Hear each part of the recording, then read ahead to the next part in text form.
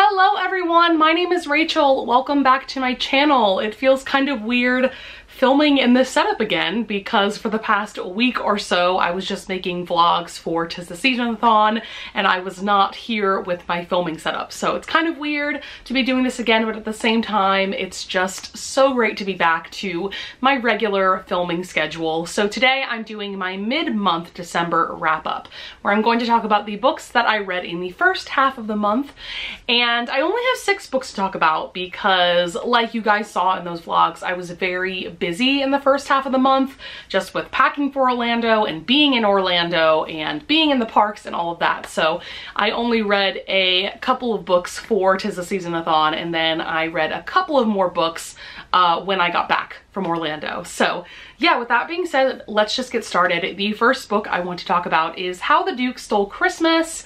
This is the cover right here. So this is basically a short story anthology. There are 4 short stories, each written by a different author, and they're listed here. I believe it's Tessa Dare, Sarah McLean, and a couple of other authors that I cannot remember at the moment. But basically they are all historical romance short stories that are centered around Christmas. So I went ahead and gave this entire collection 3.5 stars because for me, a couple of the stories were better than others. The one by Tessa Dare and the one by Sophie Jordan, I believe that's her name, I gave both of those 4 stars, and the other 2 short stories I gave 3 stars, so I just kind of melded those 2 ratings together and decided to give the collection 3.5 stars. But I definitely really enjoyed it. I would totally recommend it if you love historical romances and you want to read something that is Christmassy / wintry themed. I don't think any of these stories are heavily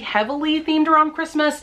To me, they read more like winter stories with Christmas kind of in the background.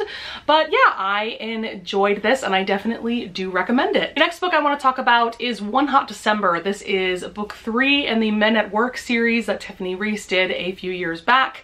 This is a reread for me. I read all 3 books in this series last year and really enjoyed them, and I enjoyed this one just as much as I did the first time. This one is definitely my least favorite of the 3, but I still gave it 4 stars. I still really enjoyed it. These are basically just really short, smutty romances, really fun. You can definitely read them in a day.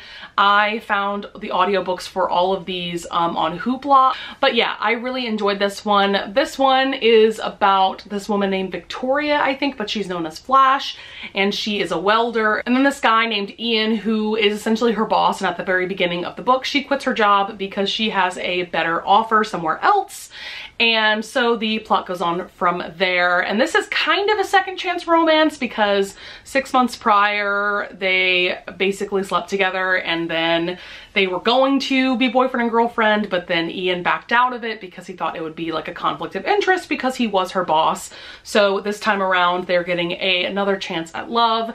I really like the side characters, especially in this one. There's this really spunky old lady that Veronica lives next to, and she's featured quite a bit, and she is definitely a fun character. Okay, the next book I want to talk about is 5 Dark Fates. This is by Kendara Blake. This is book 4 in the 3 Dark Crowns series. This is the finale. This is it. And I am giving this 4 stars. I did enjoy it, but for me personally, it was a little bit of a letdown. I think most of the book was pretty well paced, but for me personally, the ending / like solution to all of the problems in this book was pretty rushed. I feel like it was like the last 20 pages or so that everything was solved and wrapped up. And for a series that has been going on for 4 books, I just feel like it was just rushed, honestly, and I just didn't really enjoy it because it also came off as just kind of underdeveloped, honestly.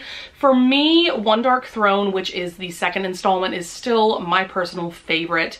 I loved how that one was paced, and there were just so many things going on in that installment. And then with 2 Dark Reigns and 5 Dark Fates, I thought they were very solid installments of the series, but they just weren't as epic as that 2nd book, and unfortunately this was not the epic finale that I wanted it to be, but I still enjoyed it. I am giving it 4 stars, like I said. I also want to note that there are some things that happen in this book that I'm also just not happy with, and I'm not really sure why Kendara Blake wrote the things that she wrote. I don't want to go into spoilers or anything, so I'm not gonna say anything like that, but there just are things that happen in this installment that I just wish that I could have understood, and I just don't. And at the end of the day, that kind of left me wanting more, honestly, from this book. But it is a solid installment, like I said. I still really enjoy this series overall. I love the world that this takes place in, and a lot of the characters are really interesting, and I have to say that I love Kendara Blake's ability to write everyone's POV equally interesting, if that makes sense. So like, there's not one POV that I find boring or one POV that I love while I hate the others. Like, all of them are pretty equal in my mind. Like, anytime that we changed POVs, I wasn't like, ugh, not this person, or, you know, something like that. I equally enjoyed everyone's point of view. And the next book I want to talk about is Landline by Rainbow Rowell. This is a book that I also read for 'Tis the Season-a-thon, and I listened to the audiobook for it, and I definitely recommend that format. I just really liked the narrator's voice for this one. So this is an adult romance. I talked about this book quite a lot in my reading vlogs for 'Tis the Season-a-thon, but basically it's about this married couple, Georgie and Neil. They've been married for quite a few years. They have a couple of kids at this point, and their marriage is not in a good place. Basically, the premise is that they all live around like the LA area, and Georgie has to stay home to work basically over the Christmas holidays, and they had plans to go back to Neil's hometown in Omaha for Christmas, and so they have to split up for Christmas, and Neil is not happy about that at all. Basically, for a good chunk of this book, Georgie keeps trying to call Neil and trying to apologize, but he doesn't answer his phone, and so she ends up going back home to her mom's house, and her mom has this old landline phone. So she decides to try to call Neil's mother's house on this old landline, and she ends up talking to Neil from the past, specifically from 1998. So there is that magical realism element to it. But I really enjoyed this. I am giving it 4.5 stars. I loved learning about the relationship between Georgie and Neil, and I also really enjoyed all of the side characters. Funny thing about this book is that it makes you quite emotional, and I listened to 3 hours of this audiobook while in line for a ride at Disney World, and I listened to audiobooks at 2 times speed. I was waiting in line for this ride for 90 minutes, and so I got to listen to 3 hours of the audiobook, and it was towards the end, and I was just feeling like so in my feelings and just sad while at Disney World, and like that was weird, but also a fun time. So if you guys are looking for a way to occupy yourself while waiting in line for rides, that's definitely one way to go. But yeah, this definitely made me feel very emotional. I really did love it. My one gripe is actually with Neil's character, because a good chunk of this book is Georgie talking to Neil in the past, and Neil in the present like never calls Georgie back at all, like during this book. And so when they're finally reunited at the end, Neil doesn't explain himself or apologize, and I just really hated that. Like, how are you going to ghost your wife? I don't care how bad your fight was. I hated it so much, and I hated that it was never really addressed or explained. I don't know, it was just weird, and so for that reason I couldn't give this 5 stars, but I am giving it a very strong 4.5 stars, and I definitely recommend it. All right, now I have 2 5-star reads to talk about, and the first one is The Afterlife of Holly Chase by Cynthia Hand. This book just makes me so happy and so emotional at the same time. So this is a reread for me. I read this book last December. I had the ebook on my Kindle. It was on sale for like $2.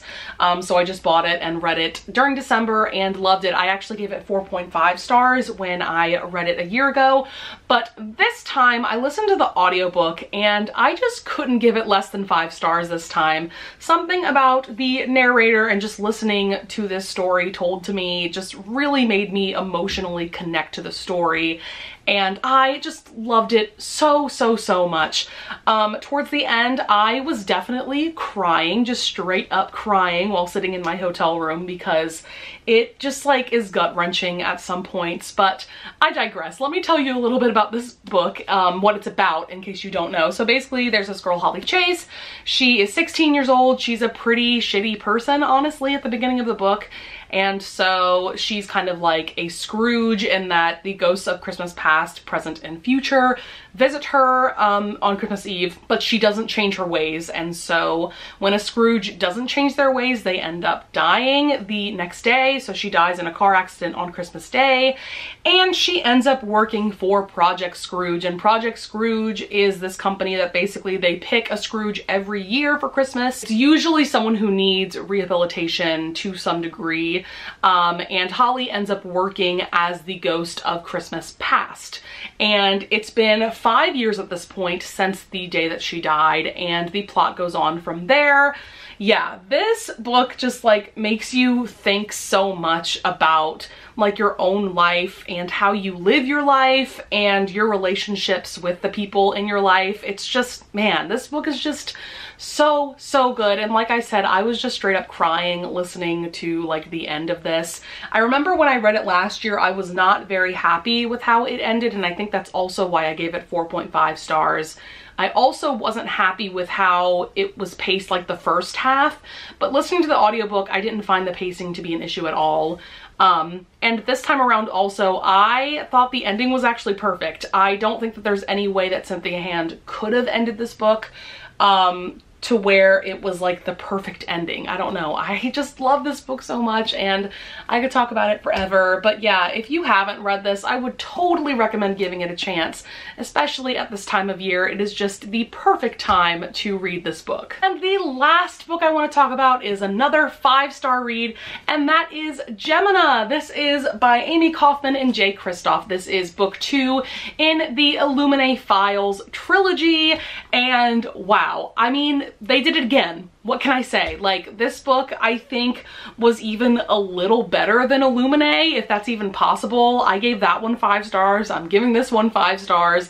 This series is just crazy and awesome and just everything that I could ever want in a science fiction series. So basically this book picks up right where Illuminae left off, but this time we are following 2 different main characters. Their names are Hannah and Nick, and they are aboard a space station. They actually live on this space station.